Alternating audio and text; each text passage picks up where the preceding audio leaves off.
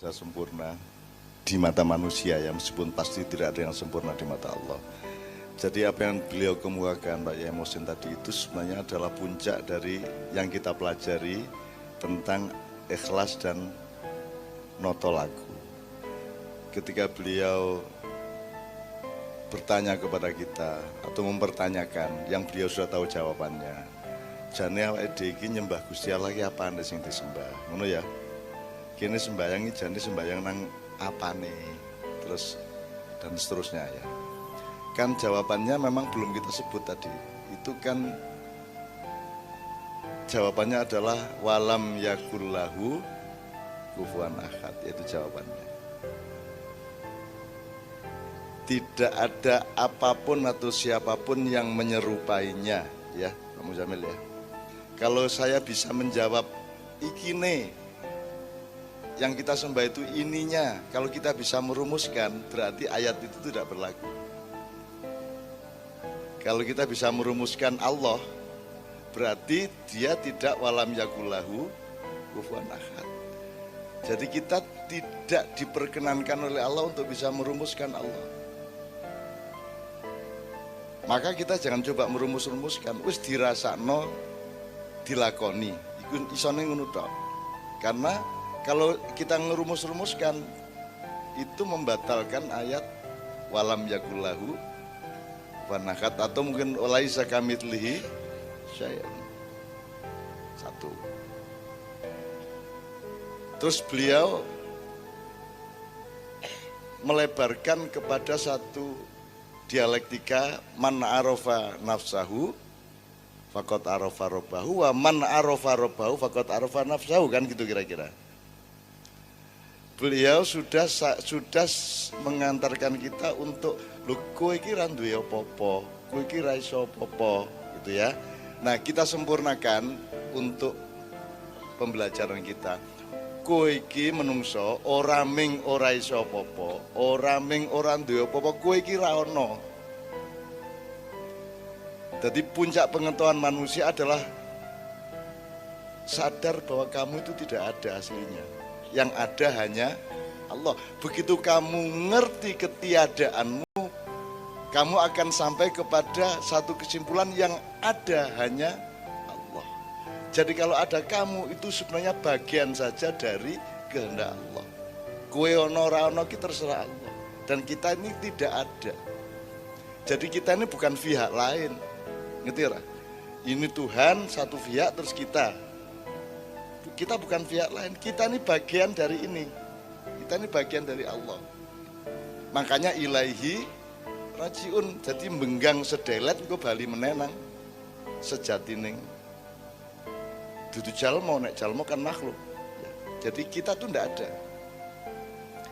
Maka para malaikat yang diciptakan Allah sebelum alam semesta itu juga bersyahadat wa asyhadu anna Muhammadar Rasulullah. Orang menyatakan loh, kan Kanjeng Nabi durung ngono. Gula Kanjeng Nabi ketika di casting jadi Muhammad bin Abdullah. Jadi ketika Allah menciptakan Nur Muhammad, itulah Rasul. Sebab tidak ada yang bisa mengenal Allah secara sejati, secara benar-benar, maka dia merepresentasikan dirinya menjadi cahaya yang memancar dan terpuji itu, kemudian berevolusi menjadi alam semesta, kemudian malaikat, di antara malaikat ada yang kemudian menjadi iblis, kemudian Allah bikin jin di bumi, kemudian merusak dirinya sendiri, hancur lebur, terus hidupnya terbengkalai sampai sekarang, merencor karu-karuan tanpa tanah dan tanpa peradaban. Hidupnya jin itu memuncak ketika Nabi Sulaiman, tapi setelah itu karu-karuan. Kemudian digantikan oleh makhluk baru pra Adam, sebelum Adam, yaitu Banujan. Wong Jawa ngundangi Banujan. Nah, ketika Banujan ini juga merusak dirinya dan menumpahkan darah di antara mereka, ketika itulah Azazil Kanzul Jannah, seniornya malaikat Jibril, yaitu malaikat yang paling sepuh, yang kemudian oleh Allah saking mengabdinya kepada Allah, kemudian dia diberi kesempatan untuk bertamasya turun ke langit 6, 5, 4, 4, 3, 2 sampai ke bumi. Masing-masing katakanlah 1000 tahun, 1 milenium. Di langit 6 1 milenium, 5 1 milenium, seterusnya. Begitu sampai di bumi, ketika iblis sampai di bumi, belum iblis waktu itu masih Azazil, belum digelari iblis. Dia menjumpai dunia sedang hancur lebur, reruntuhan dari masyarakat yang disebut Banu Jan tadi. Kemudian si Azazil mendirikan kerajaan di bumi. Kemudian dia sangat kerasan di bumi karena di sini dia melihat segala sesuatu begitu indah. Ya, ada siang malam yang romantis, ada pohon-pohon di mana-mana, ada ijo royo-royo, ilir-ilir. Ilir-ilir apa? Tandure wis sumilir tak ijo royo-royo tak singgo temanten anyar. Ada gunung, ada pelangi, ada begitu rupa indahnya bumi ini sehingga si Azazil ini tidak mau pulang ke langit, tidak mau pulang ke langit 7. Dia melawan kehendak Allah. Wong dia disuruh tamasya pariwisata sebentar, dia tidak mau balik. Akhirnya Allah marah sehingga Allah kemudian nek ngono aku gawe Adam. Aku gawe khalifah di bumi. Kemudian malaikat dimintakan wa idh qala lil malaikati wa idh qala lil malaikati isjudu li adama fasajadu, semua malaikat kecuali Azazil, maka dia disebut iblis oleh Allah. Kenapa Azazil tidak mau sujud kepada Adam? Karena dua hal. Yang pertama, dia hubbud dunya, dia merasa nikmat di bumi, ya. Nomor dua, kan dia cemburu kepada Adam, karena Adam itu ciptaan Allah yang paling bagus, masterpiece, yang paling ganteng, apik, gagah, sempurna. Jadi sampean ini sempurna, proporsional, irungnya semene, kupingnya semene, bibirnya. Kena ora percaya mlebu nang gone jin. Ora ono sing proporsional, ono sing ndase kegeden, ono sing tangane kedawan, ono sing kukune ora karu-karuan kae, mulai rasa rono kowe. Gitu. Ndak ada yang sempurna. Manusia ini ahsani takwim, sebaik-baik makhluk yang ditegakkan oleh Allah Subhanahu wa taala. Nah, itu yang membuat iblis, karena dia disebut iblis karena tidak mau sujud kepada Adam, tidak mau patuh kepada khalifah, maka dia disebut iblis karena dia cemburu kepada rupa indahnya si Adam alaihissalam. Nah, sejak itulah terjadi segala sesuatu yang sekarang kita alami. Kita ceritake dawa banget nganti jam 4. Ora. Tak kayak sidik, akhirnya karena Adam masih training di surga, sidik ya, tak tambah adegan. Adam masih training, dikongkon susuk gue dari khalifah, saiki tak latih sedelet, pencak, tani, ngono ya. Si iblis ora terima. Ojo nganti Adam rene dengan baik-baik. Nek anjane kepeksa rene kudu dalam keadaan dihukum. Sehingga dia tidak punya bargaining power yang kuat kepada Allah maupun kepada makhluk yang lainnya. Maka si iblis subversi naik ke surga. Carane melbu adalah masuk ke mulut naga, menjaga pintunya surga. Kemudian dia melbu awake naga kuwi sing buntute ana ning jero swarga.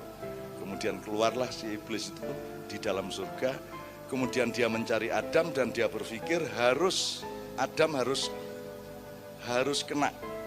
Adam harus bisa saya pengaruhi. Maka iblis berpakaian malaikat. Dia ambil kembali kostumnya sebagai malaikat, terus make upan seperti zaman dulu. Nah, ketika bertamu kepada Adam, Adam menyangka dia adalah malaikat. Sehingga ketika dia diminta untuk diajak untuk mendekati pohon dan mengambil buah itu, dia mau karena dipikirnya itu malaikat. Itu namanya talbis. Jadi kejadian di dunia ini adalah kejadian seri 2, seri 3, seri 4 dari kejadian di mana Adam ditipu oleh iblis. Republik Indonesia ini banyak sekali iblis-iblis yang berpakaian malaikat dan rakyat tertipu. Kira-kira ngono ya, Rek ya. Ah wis saiki nek ana apa-apa kuwi padha maning ngono kuwi. Tapi tidak ada masalah. Memang ada kontra antara Allah dengan iblis sampai hari kiamat. Ya, kita jangan terpengaruh sama itu semua. Kita manfaatkan semuanya, kita sudah tahu akidah, kita sudah punya Islam. Karena tema kita juga ada yang namanya noto lagu. Noto lagu ini tinggal Anda belajar kepada terminologi apa. Misalnya kain, selimut, sarung, kelambi celono. Itu belajar noto lagu. Nek kowe iki isih selimut, nek isih kain kan urung cetha dienggo apa. Menungso kudu pinter, kudu sinau. Maka dibikin selimut. Nek selimut kan juga masih lemah ming nek apa jenenge ming 4 persegi panjang tok. Selimut kuwi ana sing nggo sirah, ana sing nggo sikil, apa iso diwolak-walik. Kalau Anda masih pada tahap selimut, berarti sok-sok kue selimutan. Sing wingi kok nggo sikil, saiki kok nggo sirah. Berarti belum sempurna teknologimu dan ilmumu. Mulane digawe sarung. Wis ana jahitane. Wis ana bundere. Ning sarung iso diwolak-walik juga toh. Isih iso nglemprek. Maka kita meningkat ke baju dan celana. Nek baju dan celana iki wis ana tasrih, wis ana bunyan, sudah ada anatomi, sudah ada konstruksi. Kaosan ra iso diwalik.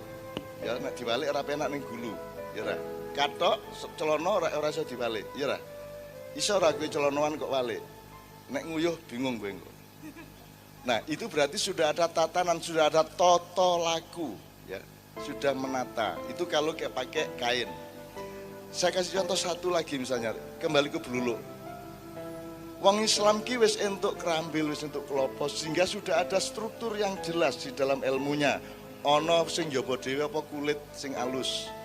Jerone sepet, ya. Jerone meneh bathok, jerone maneh klopone kerambile sing iso diparut dadi santen. Jerone meneh ana banyune. Nek diperluas engko ana manggar, ana blara, ana glugu sak piturute.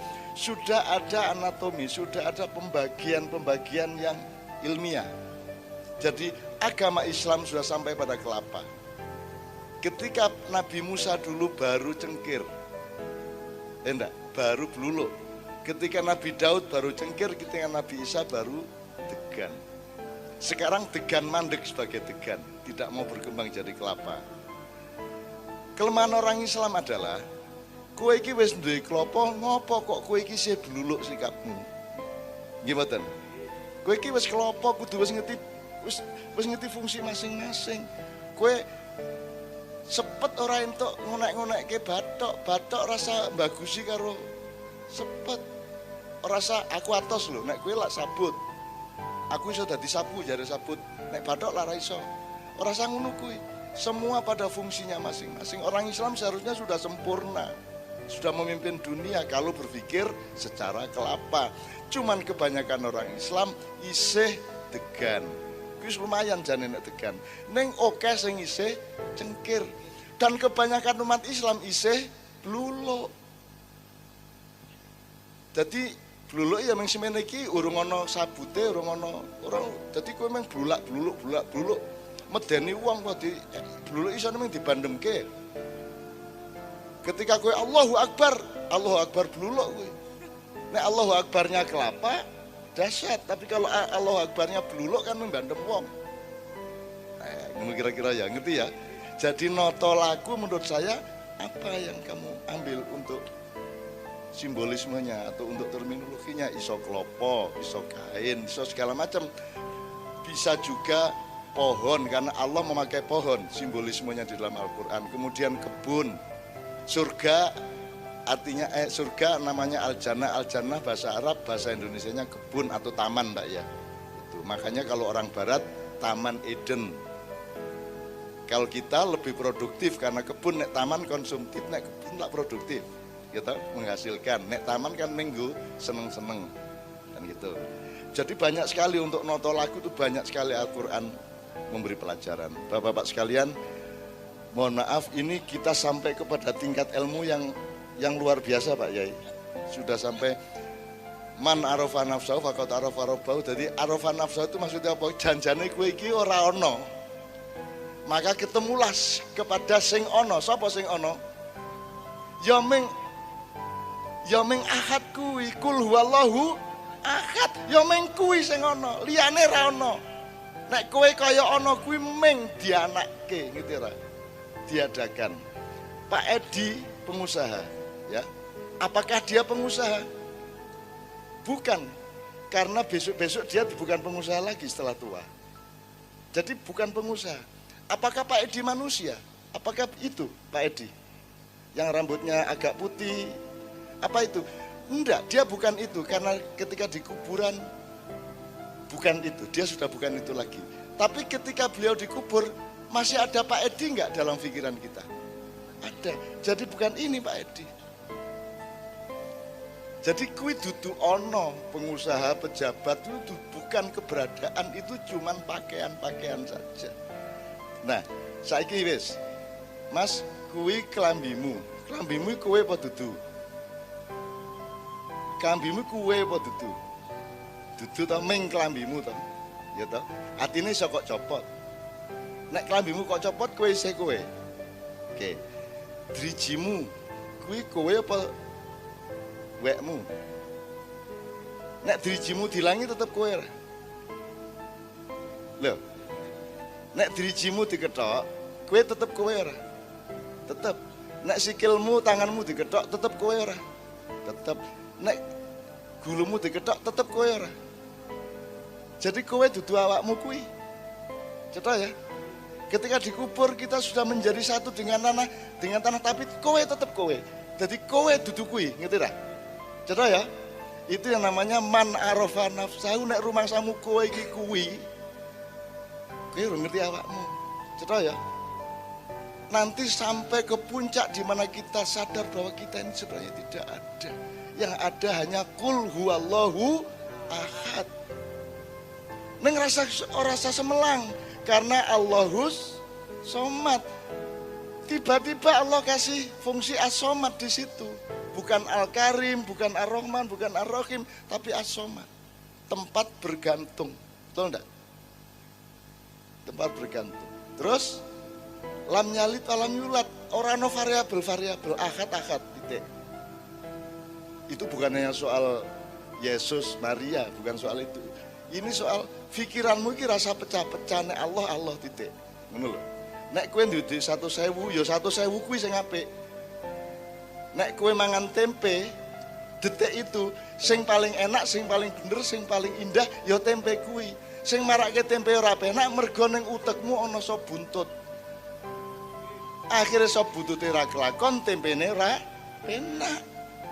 Itu yang namanya ikhlas. Ikhlas adalah apa anane kowe saiki iki ya kuwi sing paling apik. Bahwa besok pagi ada perkembangan, alhamdulillah. Besok pagi kamu adalah yang kamu besok pagi. Jadi kowe saiki dudu kowe sing sesuk isuk. Lah wong saiki iki lak nglambian. Isih saiki wis mikir pemilu 2019. Kowe wong ora ikhlas. Kowe isih tugas saiki, kowe wis nglakoni sembarang sing tujuane 2000. Jadi kowe iki orang ngadeg di 2017, kowe berdiri di atas 2019. Itu yang namanya tidak ikhlas. Wah, iki dadi nek tak teruske tenanan iki. Wis kuwi terjemahke dhewe ngono ya. Jelas ya? Dadi wis ngerti man arafa nafahu faqat arafa